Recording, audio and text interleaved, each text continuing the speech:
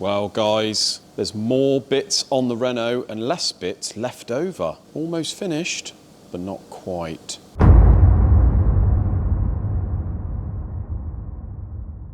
Right, so Kieran and I spent a couple of hours or so on Friday afternoon after work. Very kind of him to get the Clio back together, really, guys.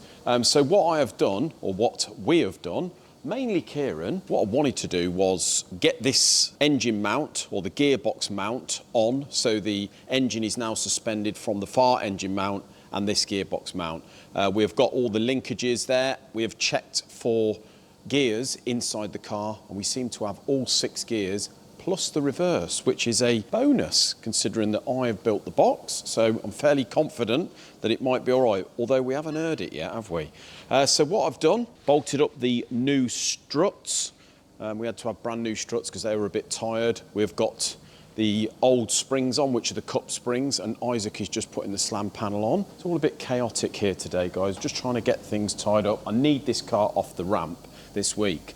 Under there is the wiper blades and the wiper arms over there, which I have sort of reconned with some nice satin black paint. We have booked a track day at Chivenor, not this Saturday, but the one after.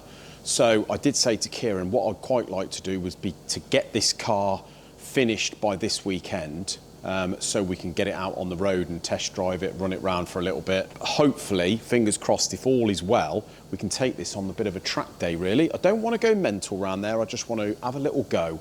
It'd be nice to have a tin top over the top of you, as opposed to just going down in the kit car if it rains. It's a fair weather car, really, that. As enjoyable as it is, you do need a little bit of warm, dry weather with it.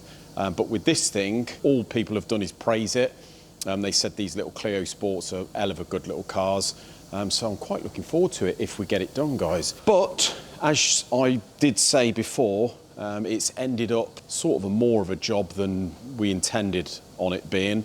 Obviously, what's turned out to be the cheapest Clio in the country is not quite the most expensive. It's still a cheap car, but it does owe me pretty much twice what I bought it for. But it's still a cheap one, really. And, you know, bear in mind, it's going to have new struts at the front, so pretty much new suspension.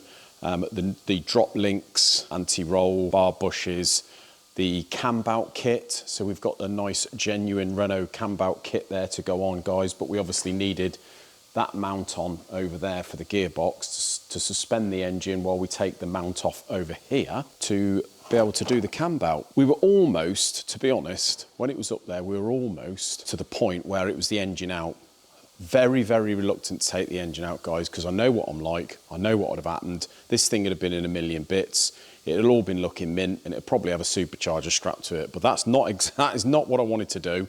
But as you know, we have got the sump back on now. All we've got to do is obviously the cam-bout, fill it full of oil, gearbox oil, and pretty much get the subframe on, and away we go. Hopefully, fingers crossed. So we're cracking on with the old Clio. So I'm just finishing this Cosworth, guys. Got the cylinder head on now. The customer gave me the go-ahead to sort of put it all together, so you know it's had some porting and what have you. All I had to do was order a few bits that he didn't have, because he bought this as pretty much bare head, but it's little things, and thanks to Burton and places like that, do these bearings. So this is a 4-wheel drive head, which run a different front cam bearing. So this is an actual ball bearing than the 2-wheel drives. So fortunately, these ones are easy enough to get. It's just a straight bearing with a sort of giant circlip in there that locates inside the head in that groove. And then you run a seal with a spacer that runs in the seal and a little O-ring washer at the back of that. So if I take this off, you can see this O-ring here sits against the bearing, and this spacer there has got a taper, which when you slide onto there, literally pushes that seal down into the taper and causes a seal, so oil doesn't travel through the bearing, through this carrier and out the front. And then the seal sits over that, guys, and is held in by the cap, which is this here. So easy enough. Ordered all these new. What I'm going to do is get me pulleys in. I had to do one helicoil on here. Usual story when you start to do these, torque these nuts up here. When you pull them down evenly, it starts to pull a stud up, which means it's pulling the aluminium thread out. So I've done one helicoil, and so that's pretty much it, really. I'm just reconning the rocker cover. I'll show you the old rocker cover, guys. Now, it didn't look very thick paint, but it's thick enough, so thick enough to warrant putting paint stripper on there. So we've left that over the weekend, put it in the wash, and you can see it's all washed off. So I shall just finish that in the blaster. We've got a nice bare aluminium rocker cover there to paint, and he wants that red. So that's going to look very nice, like an original two-wheel drive, although it's going in a four-wheel drive, I do believe Mark II Fiesta. So that's going to be pretty interesting. Under a ton and about 450 horsepower. Crazy.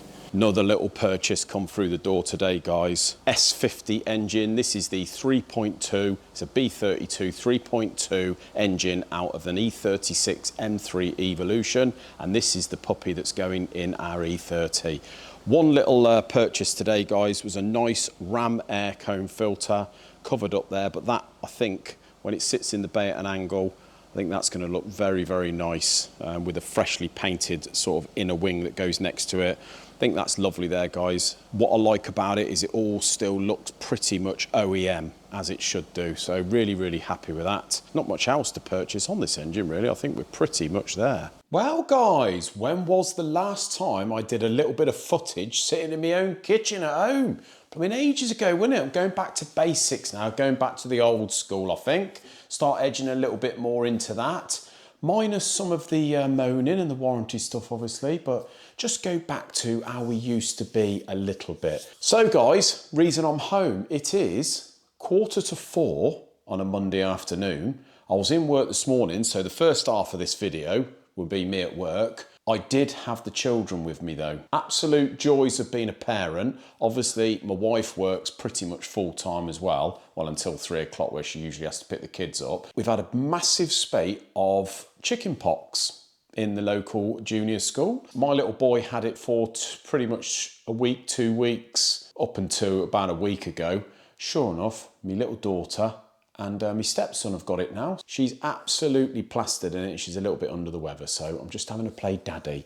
I did have her at work for a little bit, chilling out, but she wanted to come home a bit uncomfortable. Anyway, guys, purpose for my little bit of video at home, I thought, rather than just sit here and watch TV while they're upstairs watching their programmes, I'll just do a little bit more video. Something I want to get off my chest, actually, being a little bit truthful with you. So, something is happening at work. I could almost foresee this coming about a year or two ago. Before we started the channel, this is aimed pretty much at sort of small business owners as well, because I'm not sure whether you sort of go through these feelings. I'm sure we all do, people that run businesses. Obviously, you've got to make your own money, haven't you? You're not doing a 9 till 5, getting paid, going home on a Friday and forgetting all about it.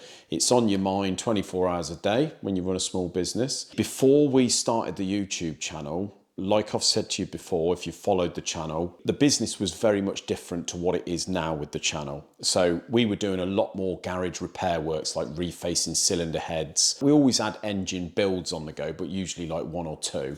But mainly the bread and butter was the machining, you know, supplying headsets, all the rest of it for the garages. That was coming to an end up towards sort of COVID. Probably, it all probably started, I would say, on the first scrappage scheme, but I could foresee that being a bit of a dying trade, really.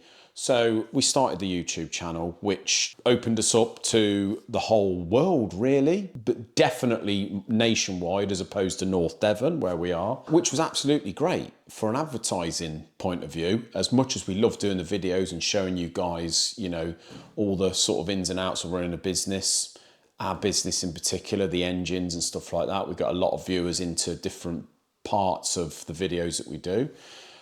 It was great. We sort of used it probably 50% of a marketing tool. So most of our work was coming from the channel, still does. Great, while you're in the algorithm. Now, I didn't think about this up until about a year and a half, 2 years ago. I thought it was absolutely brilliant. Tons of work coming in, going on about all the warranty stuff, which is fine, giving us plenty of views. You notice the views have gone down quite a bit actually since we sort of stopped doing the warranty videos. Everyone likes a bit of drama, don't they? They like a bit of misery.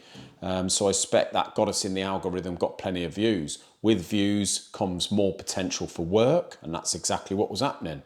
So when we took the decision to change over from doing the warranty type of videos obviously we built the business up to what we wanted, and we sort of had the decision whether to just keep making them type of videos with the warranty stuff, potentially in the future damaging the business, or do we go more into the technical and sort of edge away towards that? Well, that's what we decided to do, and the views have dropped, but we get a nice consistent sort of amount of subscribers, viewers, every video, no matter what we put out, which is great. Absolutely love that, appreciate it. But what we seem to be noticing, I'm not sure whether it is anything to do with this, but I've got just a niggling, horrible feeling, and that's why I'm sharing it with you guys, that just before Christmas for about 3 or 4 weeks, we went very quiet.